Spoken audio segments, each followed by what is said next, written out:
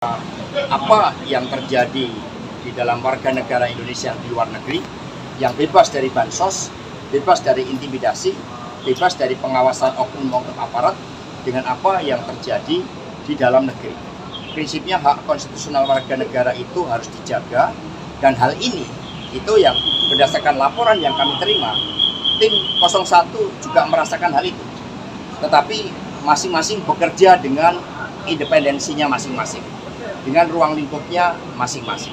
Mas, kabarnya Pak Surya Paloh mau ketemu Bu Mega, Mas. Itu udah ada info seperti apa terkait rencana tersebut? Kami belum menerima kabar terkait hal tersebut. Mas, meskipun masih quick count, tapi kan beberapa baris PDIP sempat pidato dari NTT, bahkan di beberapa negara Eropa itu dibawa oleh Pak Prabowo. Ini ada tanggapan Mas? Ada Justru itulah yang salah satu anomalinya, karena pergerakan dari struktur itu sangat masif. Meskipun kami melihat bahwa elemen-elemen kekuatan penggerak dari PDI Perjuangan seperti kepala-kepala daerah dari kami banyak sekali yang dilakukan intimidasi dengan menggunakan proses hukum. Tetapi ini kan dirasakan, tetapi bukti-bukti materialnya, nah inilah yang kemudian dirumuskan oleh tim khusus tadi. apakah akan menjadi oposisi PDI Perjuangan? Jadi di dalam konstitusi kita bukan sistem parlementer, tidak ada istilah oposisi. Dari pengalaman PDI Perjuangan 2004-2009, posisi saat itu 2004-2009 adalah berada di luar pemerintah. Ini adalah sistem pemerintahan yang kita bangun. Di luar pemerintah artinya ketika ada kebijakan-kebijakan yang pro rakyat, membangun kemampuan bangsa ini secara agregat, secara kolektif untuk kemajuan didukung. Tetapi ketika ada yang berbeda, misalnya impor beras yang merugikan kepentingan petani, nah di situ menyampaikan suatu sikapnya.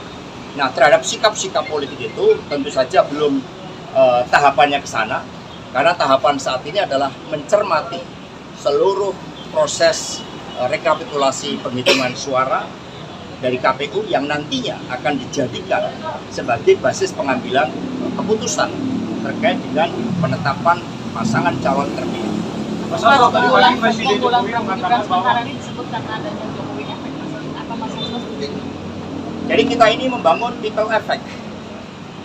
Ya, kekuatan kolektif Indonesia sejak dulu tidak dibangun oleh kekuatan orang per orang. Terlalu berbahaya kalau republik ini bertumpu pada kekuatan orang per orang. Sehingga yang ada adalah suatu penggunaan dari instrumen-instrumen negara dari hulu ke hilir. Mas Hasto, narasi kemenangan semalam ini juga ditutup dengan ajakan merangkul semua pihak, Mas. Nah, PDIP dari hasil real quick count ini menjadi salah satu partai yang kembali memenangkan pemilu. Apa sebenarnya respon dari ajakan rangkulan ini? Ya sebenarnya apa yang ditargetkan oleh PDI Perjuangan untuk menang 3 kali berturut-turut terkait dengan PDI Perjuangan berdasarkan rekapitulasi internal kami mendapatkan kepercayaan rakyat.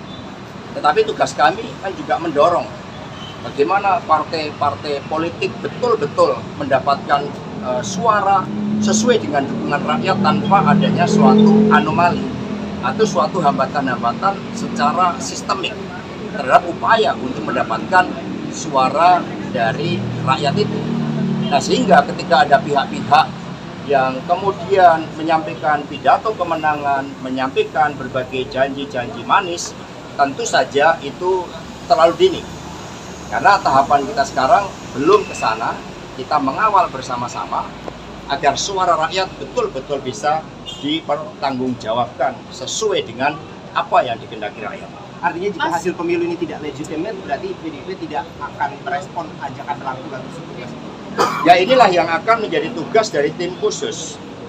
Karena seluruh indikasi dari fakta-fakta yang diangkat, ada persoalan terkait dengan legitimasi pemilu, terkait dengan legalitas calon yang saat ini masih ada gugatan di PT UN. Nah, sehingga kesemuanya itu dicermati dan nanti akan sampai tiba waktunya untuk menyampaikan suatu sikap politik terhadap keseluruhan hasil dari Pilpres ini. Karena berbeda antara Pilpres dan Pileg. Pilpres ini lebih kepada bagaimana tampilan tokoh-tokoh calon presiden dan calon wakil presiden kita. Sementara caleg merupakan akumulasi dari mesin partai dan juga pergerakan calon anggota legislatif dikombinasikan dengan partai ID. Mas Hasto tadi pagi Pak Presiden Jokowi mengatakan jangan berteriak ada kecurangan pemilu, laporkan saja ke Bawaslu dan MK. Ini seperti apa tanggapan dari PDIP? Ya, itu suatu sikap normatif.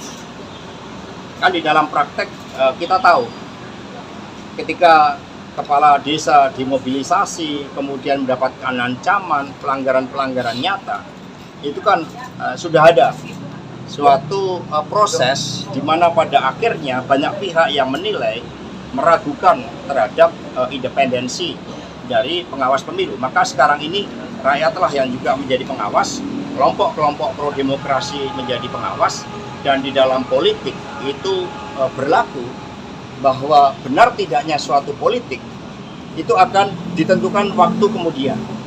Ini yang kemudian harus kita lihat bersama-sama.